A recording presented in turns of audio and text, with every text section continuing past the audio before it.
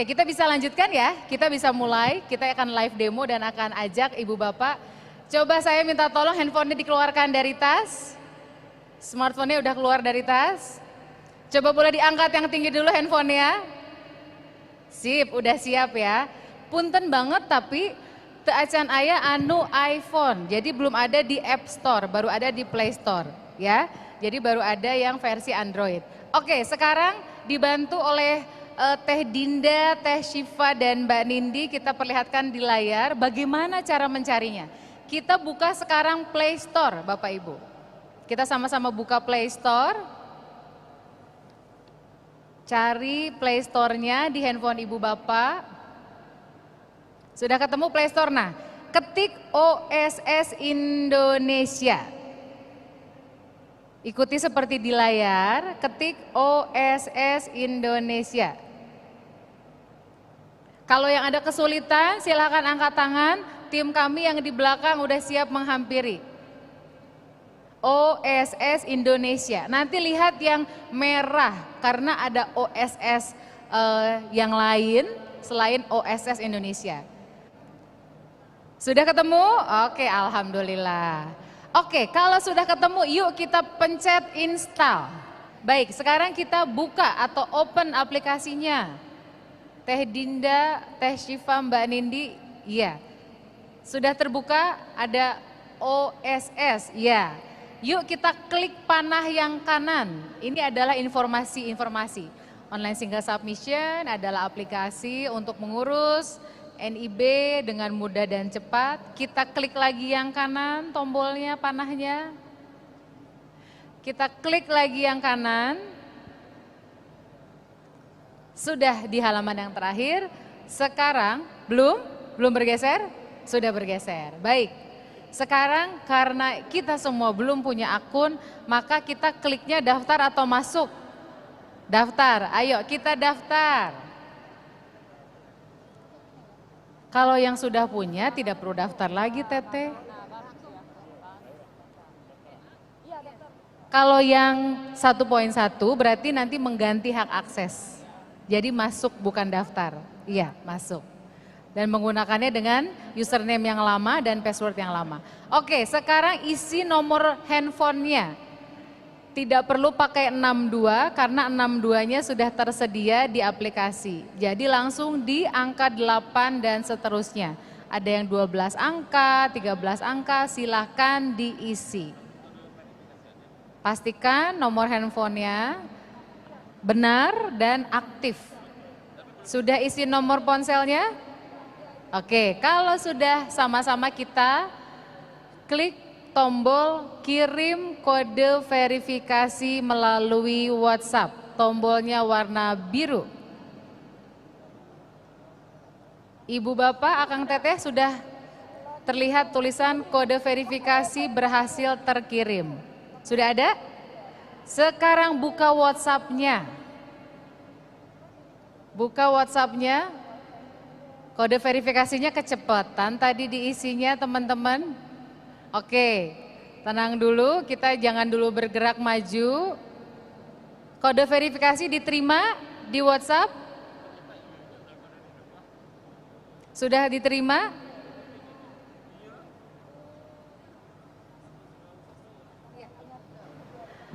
Baik, untuk yang belum punya NIB silahkan sekarang kita masukkan kode verifikasi yang diterima lewat WhatsApp. Sudah terima kode verifikasi di WhatsApp?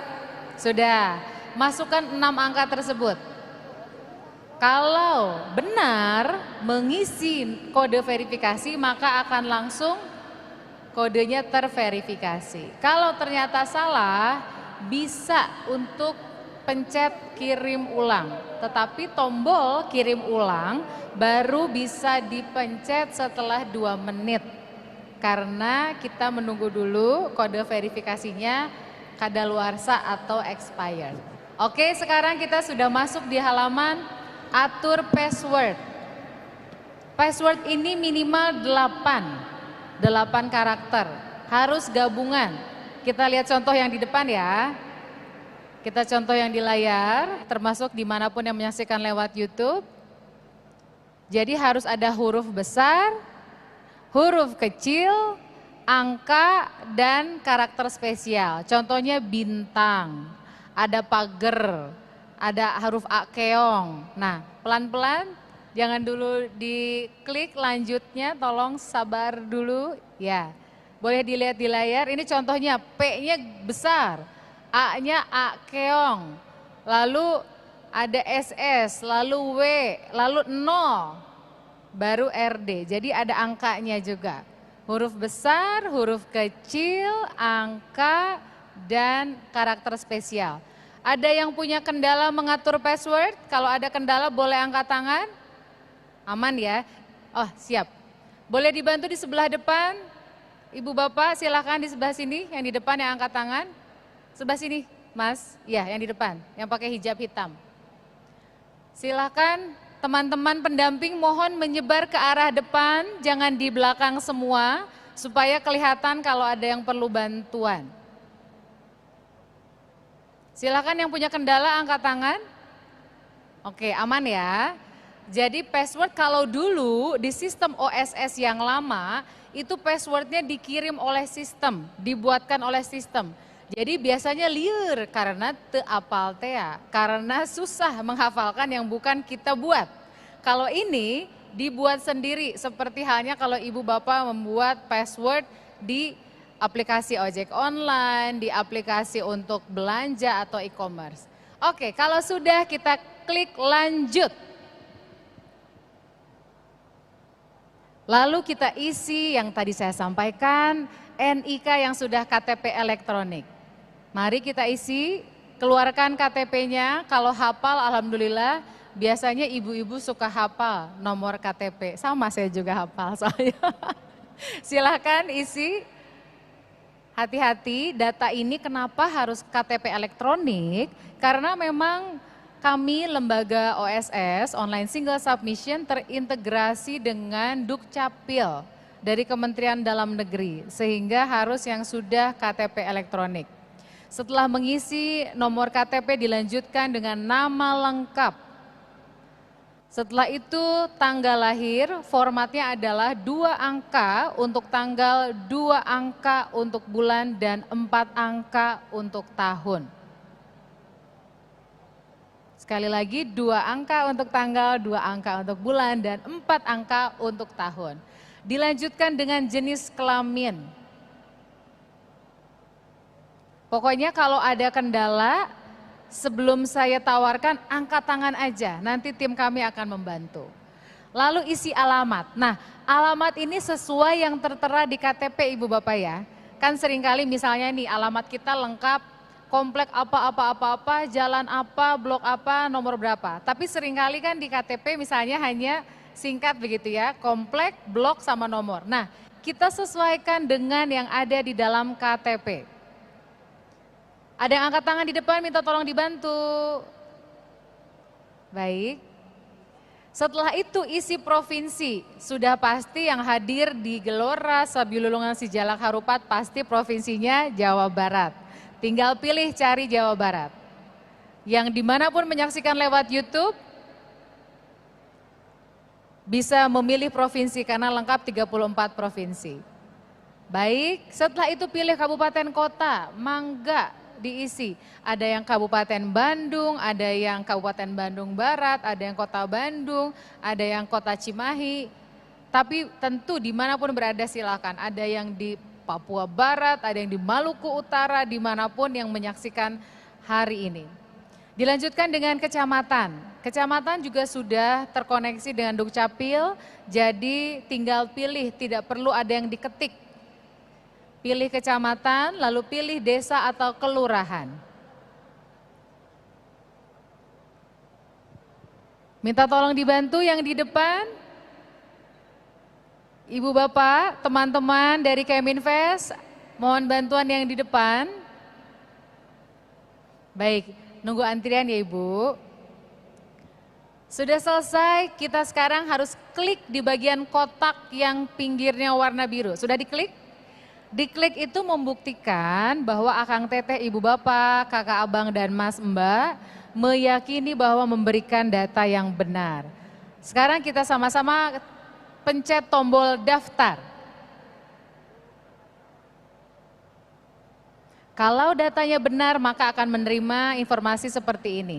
Terima kasih telah mendaftar di OSS. Sudah ada yang dapat? Sudah? Alhamdulillah. Oke, yang belum dapat boleh angkat tangan karena ada juga terkadang beberapa kondisi data yang tidak terkoneksi utuh dengan Dukcapil, nanti kami tindak lanjuti. Lalu setelah ini kita akan masuk sama-sama. Kita pencet tombol masuk. Lalu masukkan nomor handphone yang tadi Ibu, Bapak, Akang, Teteh masukkan. Silakan. Nomor teleponnya langsung pakai angka 0. Misalnya 08 sekian-sekian. Silakan diisi nomor handphonenya. Dan diisi juga passwordnya yang sudah dibuat sendiri oleh Teteh, Akang, Ibu, Bapak, Mas, Mbak, Kakak, dan Abang. Sudah diisi? Sudah, baik. Sekarang isi kode CAPTCHA. Kode CAPTCHA teh apa Teh Tina? Yang terlihat di handphone Ibu Bapak dan ketik seperti tulisannya persis. Kalau ada huruf besar maka besar. Kalau huruf kecil maka kecil. Oke, sekali lagi kita masukkan kode CAPTCHA. Masukkan kode CAPTCHA-nya. Masukkan kode CAPTCHA sesuai dengan yang tertera di layar ponsel Ibu dan Bapak. Oke, sekarang kita pencet masuk.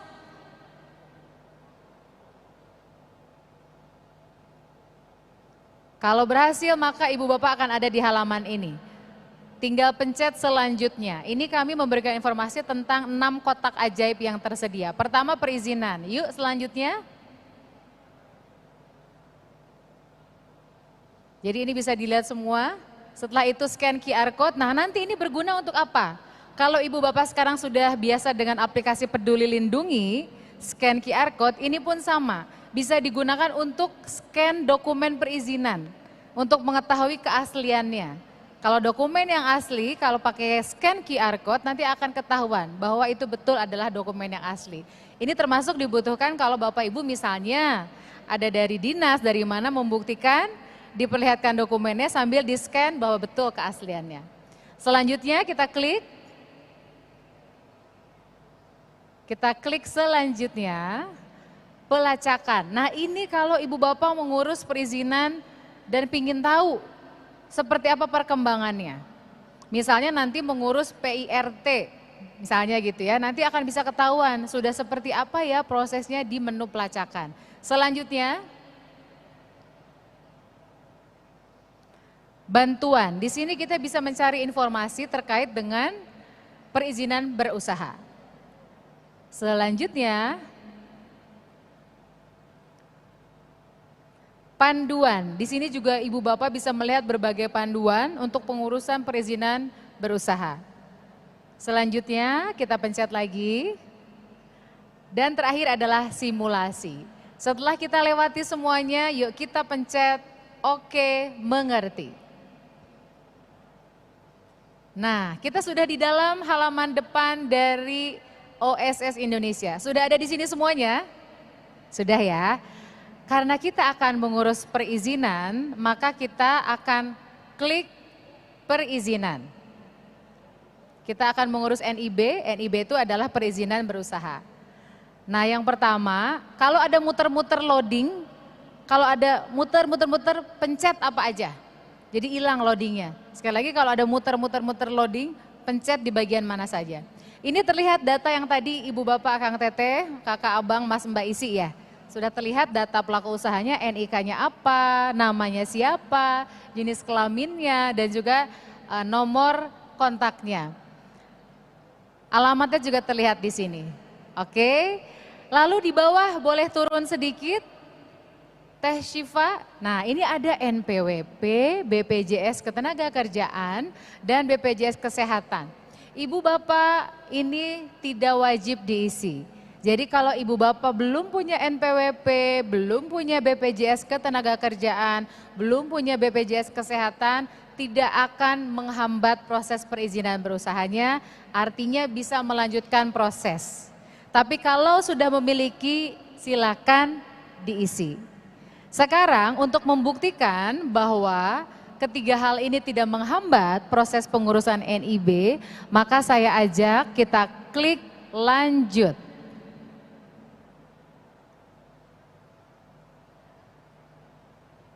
Baik, sekarang kita sudah ada di halaman untuk permohonan baru dari perizinan berusaha. Bagian pertama adalah pilih jenis kegiatan usaha.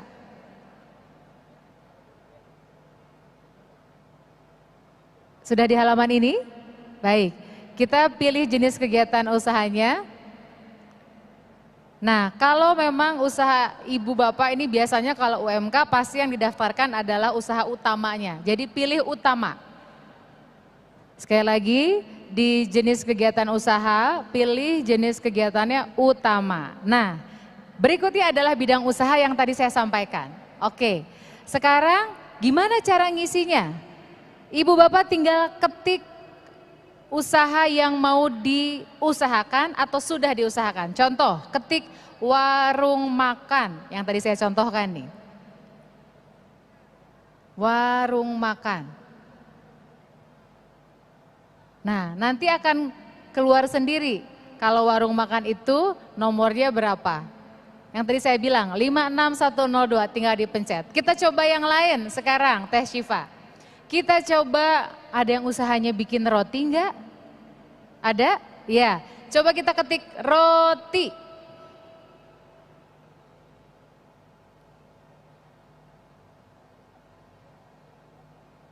Nah, tinggal dipilih Bapak Ibu yang mana yang paling sesuai dengan usaha Akang Teteh Ibu Bapak. Ada lagi misalnya jualan pulsa, boleh dicoba. Pulsa.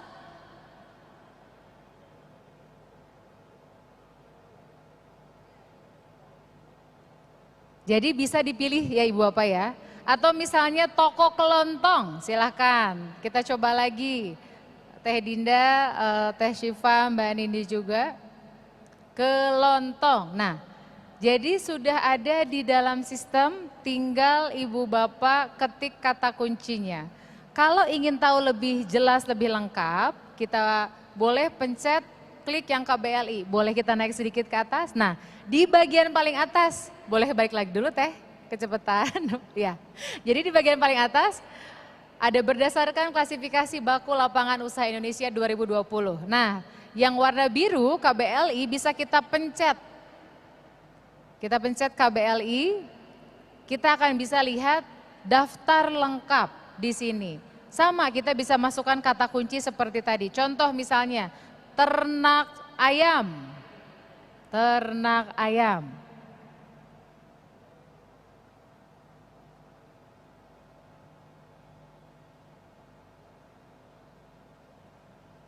Atau misalnya perikanan. Nah, jadi bisa ketahuan semuanya di sini ya, Akang Teteh Ibu Bapak.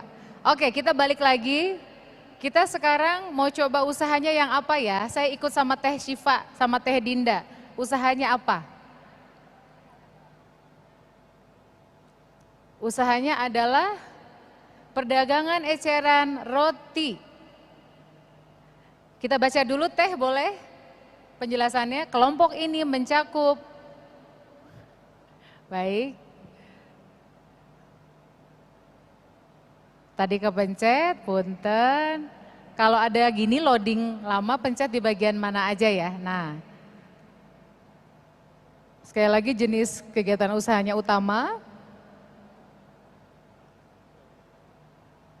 Oke, perdagangan eceran roti, kue kering, serta kue basah dan sejenisnya. Ada nggak yang usahanya seperti ini?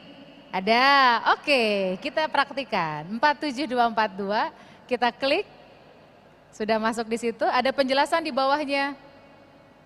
Nah, kelompok ini mencakup usaha perdagangan eceran khusus berbagai jenis roti, kue kering, dan kue basah di dalam bangunan. Seperti roti manis, roti tawar, bolu, cake atau tart, biskuit, wafer, kue semprong, dan cookies. Nah, asal laparnya. Membaca bidang usaha ini membuat saya lapar pengen ngemil. Oke, kita lanjutkan. Ruang lingkup kegiatan. Ruang lingkup kegiatan kita pilih seluruh. Kalau nggak ada pilihan lain berarti seluruh. Oke, sekarang pilih bidang usaha yang sesuai, klik lagi, kita tombol yang bulatnya kita pencet. Nah, kalau sudah lengkap, maka yang tadinya tombol lanjut berwarna abu-abu akan berubah menjadi biru. Artinya siap dipencet. Kalau ada yang punya kendala lagi boleh angkat tangan. Kayaknya lancar ya, bismillah ya. Sekarang kita sama-sama pencet lanjut. Nah, sekarang baru kita bicara luas lahan. Luas lahan ini ada dua satuannya, ada meter persegi dan ada hektar. Tapi saya karena ini adalah usaha mikro kebanyakannya di makanan dan lain-lain, kelihatannya belum di atas 2 hektar begitu ya. Coba kita isi, misalnya luasnya berapa Teh Syifa untuk perdagangan roti ini?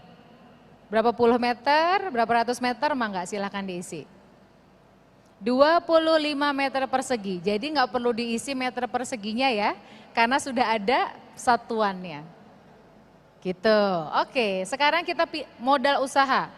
Modal usahanya mangga, saya juga serahkan, terserah Teh Syifa yang membantu untuk mendampingi dan juga Teh Dinda, Mbak Nindi juga. Modal usahanya 25 juta rupiah. Jadi ibu bapak silakan isi, nggak usah pakai tanda titik dan lain-lain karena titiknya akan dikasih langsung oleh sistem. Ya, misalnya modalnya 30 juta atau 20 juta 500 ribu silakan diisi. Atau 5 juta 500 ribu, mangga berapapun sudah diisi. Oke, kalau sudah diisi kita sama-sama pencet validasi risiko yang warna biru. Ya, ini yang tadi saya sampaikan. Kalau sistemlah yang akan menilai apa skala usaha pelaku usaha. Jadi ini kelihatan kita baca sama-sama, skala usaha mikro, risiko usahanya rendah. Jadi tadi saya sampaikan ya bahwa risiko ini ditetapkan oleh pemerintah. Ada rendah, ada menengah rendah, ada menengah tinggi dan tinggi. Jadi untuk skala usaha yang kita isikan ini adalah skala usahanya mikro, risikonya rendah. Lalu ada pertanyaan, kegiatan ini sudah berjalan atau belum? Ibu-ibu usahanya udah pada jalan atau belum? Udah, kita isi udah. Teh Syifa boleh? Oh, Teh Syifa isi belum, gak apa-apa silakan, kita isi belum. Oke, nama usahanya apa ditulis? Misalnya tadi Bang Jerry, nah bawang goreng jeng teri, nah, atau tadi ada seblak apa, nah masukkan. Ada yang kedai minuman, masukkan sesuai dengan namanya. Ini kalau belum ya, nanti kita coba kalau sudah Teh Syifa. Oke, seperti ini ya cara mengisinya. Oh ini sudah, punten saya nggak baca. Namanya kue enak itu ya. Deskripsi kegiatan usaha, silahkan kita isi. Nama usahanya udah tahu semua jadi tinggal isi kan ya. Oke, kita lanjut. Deskripsi kegiatan usaha, pilih deskripsi.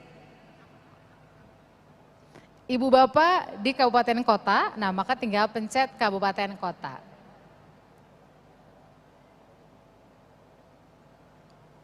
Baik, sudah sampai kegiatan deskripsi kegiatan usaha. Sekarang jumlah tenaga kerja Indonesia. Tadi di awal saya tanya, pegawai ada berapa? 1, 2, 3 atau lebih silakan dicantumkan. Silakan diisi misalnya 2 orang atau 1 orang atau 3 orang. Kalau sudah diisi maka tombol lanjut akan berwarna biru lagi. Artinya sudah siap dipencet. Sekarang yuk kita pencet sama-sama. Lanjut. Baik, kita lanjutkan. Nah, ini soal penggunaan alamat. Sering banget kami ditanya, apakah kalau UMK perseorangan, maka alamat usahanya harus sama dengan alamat KTP enggak?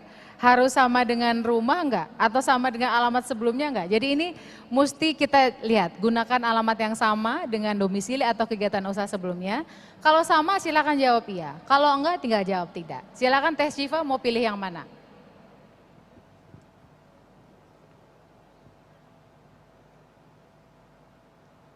Kita boleh Pilih yang mana aja, terserah Teh Syifa, mau iya, mau tidak. Oke, tidak.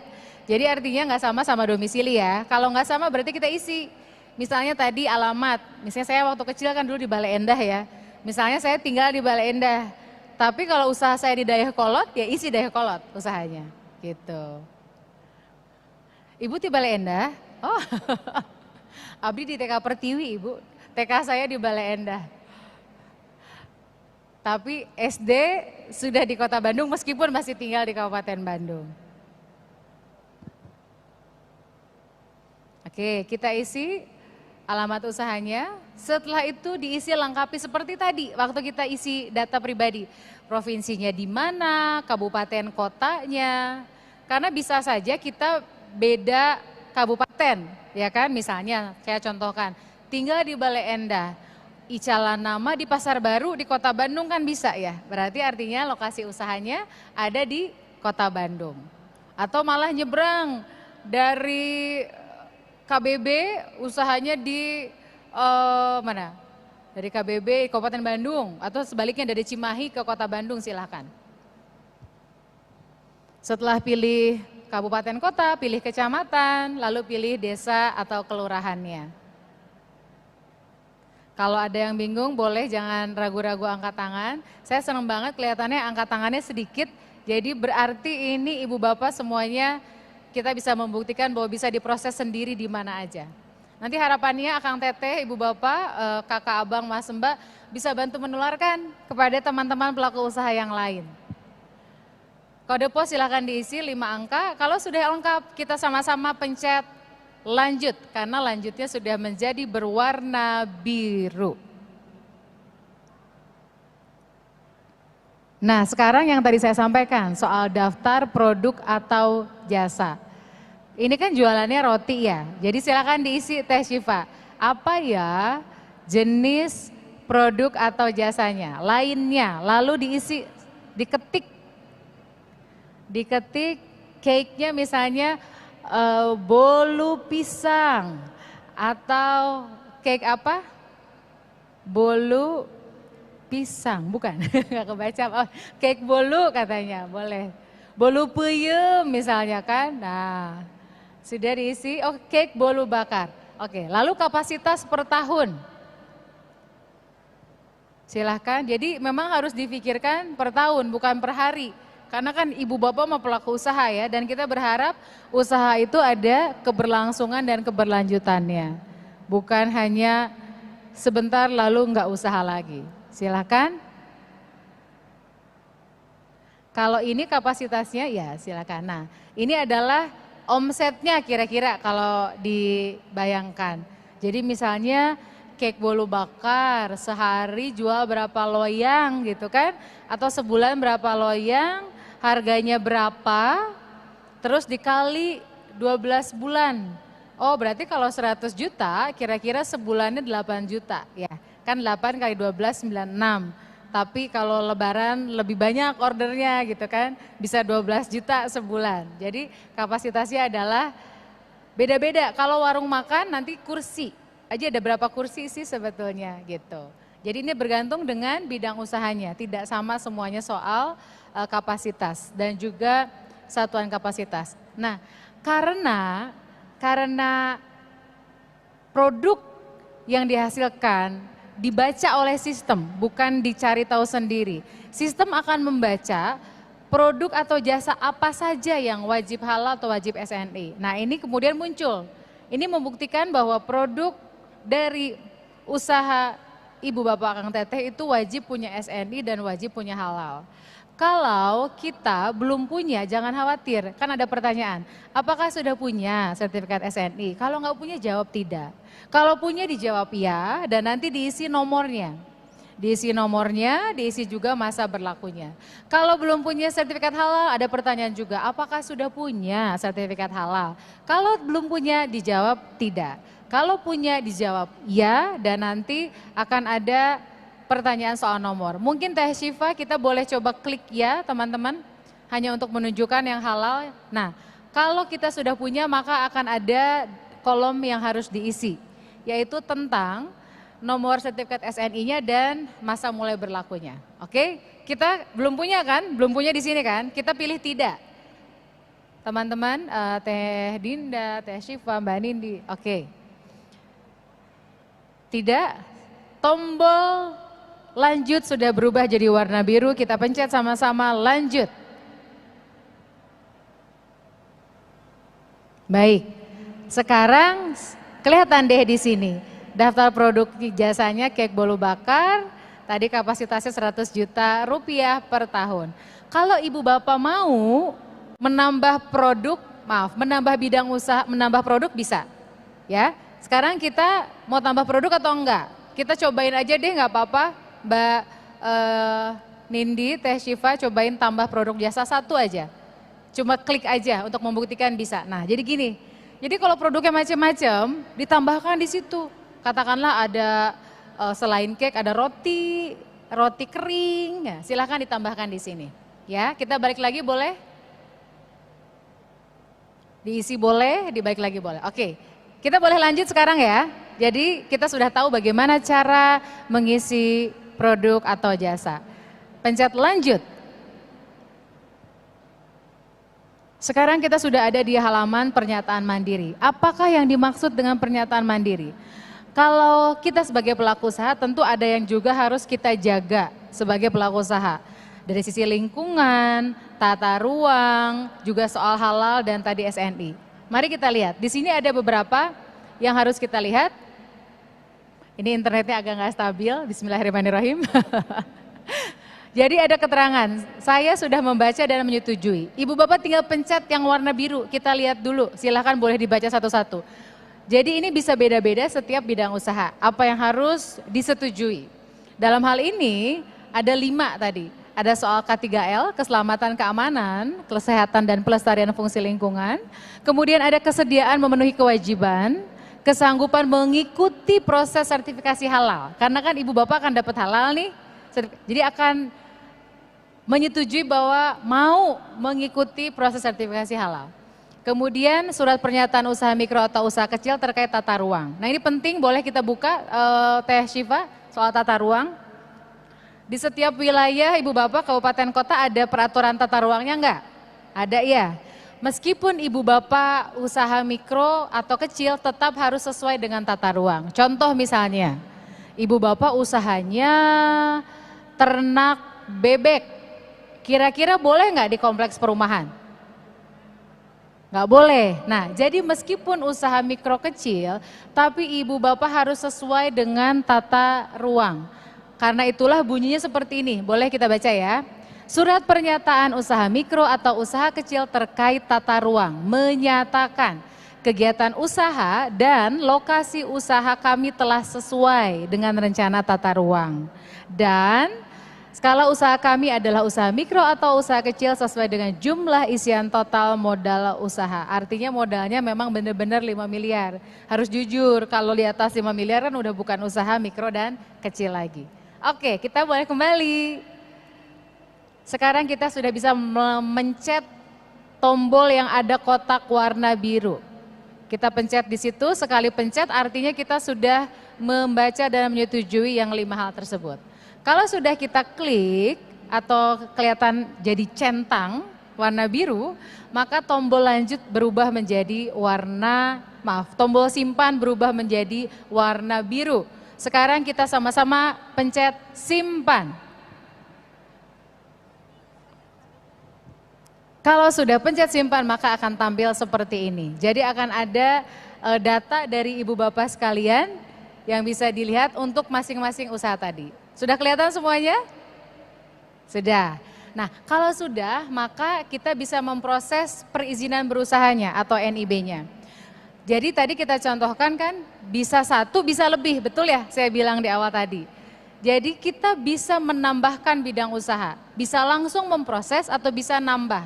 Kita boleh coba pencet hanya untuk membuktikan tambah bidang usaha, teman-teman, Mbak Nindi, Teh Syifa. Nah, kalau kita pencet tambah bidang usaha, maka kita akan ngisi formulir kayak tadi lagi. Apa sih bidang usahanya sampai produk jasanya? Jelas ya Ibu Bapak, Kang Teteh ya? Ini punten sama kalau kita lagi belanja online. di e-commerce ya kan. Masuk keranjang, hayo we karena keranjang, check out na iraha aja. Jadi kita masukin ke keranjang daftar belanjaan kita. Ini sama prinsipnya seperti belanja, kita masukkan ke daftar dalam tanda petik belanjaan kita. Kita boleh balik? Nah, sekarang kita pilih apa yang akan kita urus. Misalnya kita punya 5 nih ya bidang usahanya. Apakah kita akan memproses 5-5-nya atau kita cuma memproses 3 dulu? Karena KBLI itu boleh bertambah, boleh berkurang, boleh berubah, jangan khawatir. Jadi boleh bertambah, boleh berkurang, boleh berubah. Nah kalau kita pilih satu sama kayak belanja tadi, kita pilih mana yang mau kita proses, lalu kita pencet proses perizinan berusaha yang sekarang sudah menjadi warna biru. Yuk kita pencet.